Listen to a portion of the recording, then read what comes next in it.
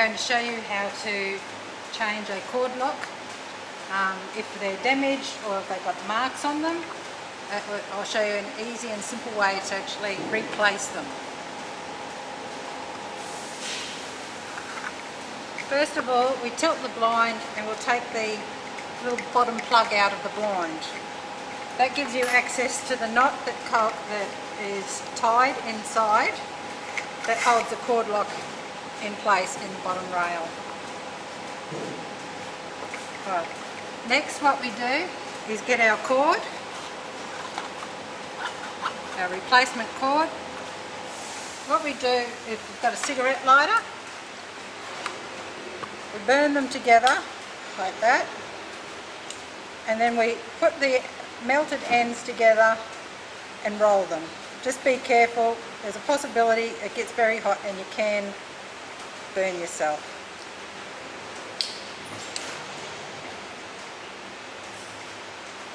Right, that's done. What we do now that that's melted together, is we slowly pull the cord through. We'll tilt the blind so it's open again. You slowly pull the cord through and it comes up through the head box. Sometimes you have to give it a little bit of assistance, and then it comes back down through the cord lock and down to the position that you want it. Now we cut that off, the cord that we don't need any longer, and we'll trim it off down here as well. We'll melt the ends again, melt the end of that one, and we'll tie a knot.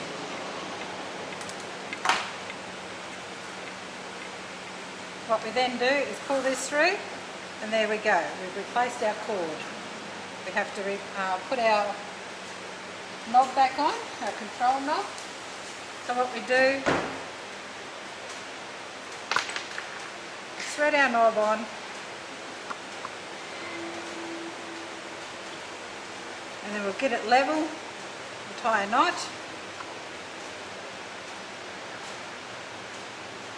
like that, trim the excess off,